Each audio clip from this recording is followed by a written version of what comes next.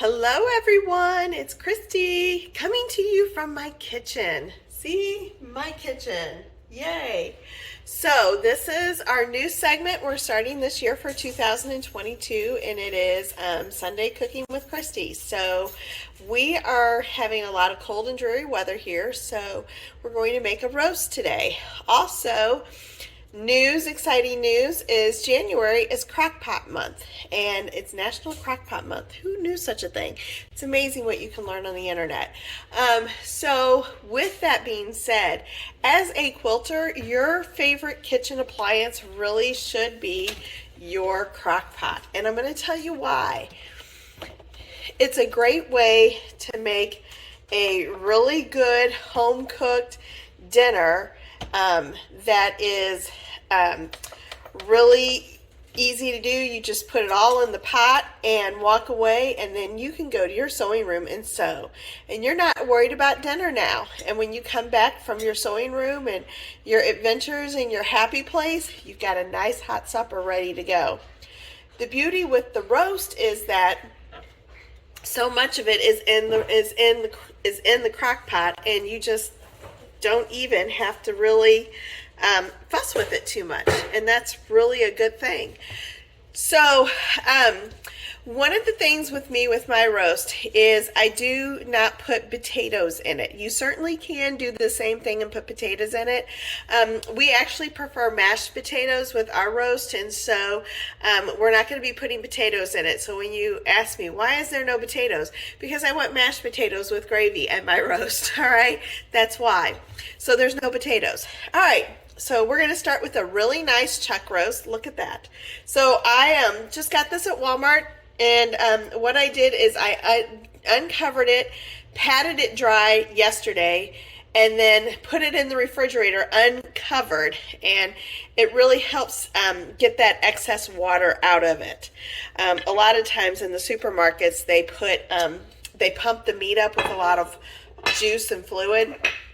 And so I wanted to get all of that out, or as much of it as I could. All right, so now in my crock pot is this great little roast, and it just fits just lovingly in there. And next I'm going to start adding some of my other ingredients. All right, so we're going to use one package of Lipton onion soup mix, and it's just the basic Lipton onion soup mix, nothing fancy. Open that up, toss that in.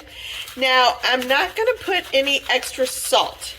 And the reason why is these packets of soup mix are loaded with sodium. And, salt is one of those funny things. You can overdo it quickly. And I do cook with a lot of salt. But if I'm using a packet like this, there's enough salt in there that I don't need to add any more. All right, so what I am going to add now, after I've done that, let's add the vegetables. So I have pre-cut up. Let me take my phone and turn this around. I can't turn it around. All right, so I have pre-cut up, hopefully you guys can see that, some onion, some celery, and some garlic. All right, so there you go. So that is pre-cut up. And so what we're going to do is we're just going to toss in the celery and the onions. And I just cut it in big chunks. I'm not worried about making it pretty here. We're not doing a really heavy dice. I mean, we're talking big chunks here. Because, you can certainly serve that if you want to, and I will. But, it reduces down. All right, so I've put in my onions and my celery, and then I did 3 cloves of garlic. And, whatever you're comfortable with. If you don't like garlic, you don't have to put it in there. All right, again, another optional thing is mushrooms. We are mushroom people. I love mushrooms. I just buy a package of mushrooms at the supermarket that's already pre-sliced. I'm not going to worry about slicing my mushrooms. Life is too short. I have too many quilting projects to do to worry about cutting mushrooms. All right, next I have some whole peppercorns. You can use cracked pepper, you can use regular pepper. I'm just going to grab a handful, just see right there, a handful of some peppercorns. All right, and just toss those in. Again, with spice and seasoning, a little bit can go a long way. Too much, you can't take that back. But I'm not cracking the pepper. I'm just literally putting them in their whole. When we take this out of the crock pot, I will go through a process of straining things, so those can come out later. They're just in there to flavor. And speaking of things to flavor, I love rosemary. It is so good with beef. It just really helps beef quite a bit. So again, I just bought some at the grocery store, and I'm going to just grab a sprig, maybe two small sprigs, and toss those in. All right, so I'm done with my rosemary.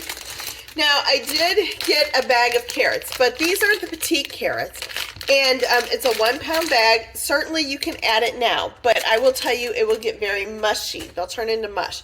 So what I'll do is I'll let this cook for several hours, and then I'll throw the carrots in, just so that way they're not as mushy. Who likes mushy vegetables, right? All right, and then I get the beef broth that's less sodium. And we're just going to put some liquid in here.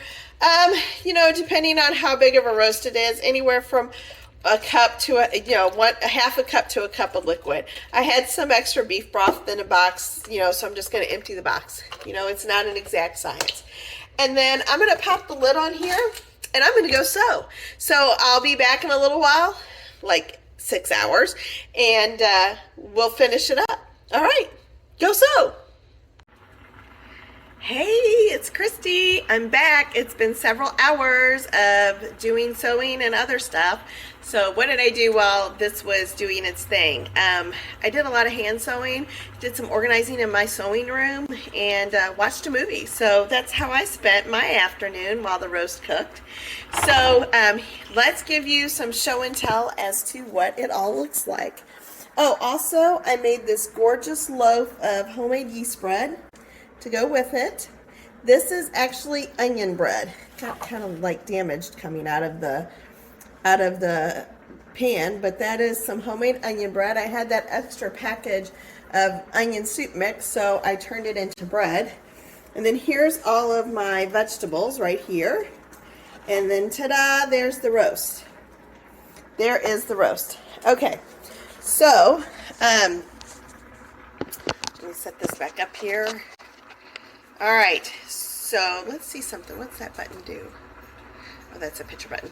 Okay, so now what I have is I have all of this juice, and I'm going to turn it into gravy. But there's this clear line at the very top, and that's all fat, and we don't want that in our gravy. Now, we're not going to talk about gravy, but I am going to show you guys. We'll have to do a whole separate video just on gravy because there's a lot to do with gravy. But here is my gravy separator, and it's by OXO, and I just pour all of my juices in there, and then I let it sit for a minute, and all the fat comes up to the top, and it's got this little pusher button here, and when I squeeze it in, all the good juice comes down and it leaves the fat up top. So on my stove right now, I have got going some potatoes for mash. And then in the oven, I have some Brussels sprouts. So that's going to wrap up our supper. So I'm going to make some gravy, and we're going to serve up some dinner, and it's going to be scrumptious. So you guys, it's super easy to do this. Very, very easy. And all I had to do when I came back to the kitchen, now granted, I did make homemade bread, but again, I was up here hand binding, and it's easy to make homemade bread. But I did, you just pull the roast out, let it rest for a few minutes, and then you're ready to slice it. And I would slice it across the grain, not with the grain, but across the grain. It'll be more tender. And then put a spoon in the vegetables. And if you want to make gravy, just stir up some gravy.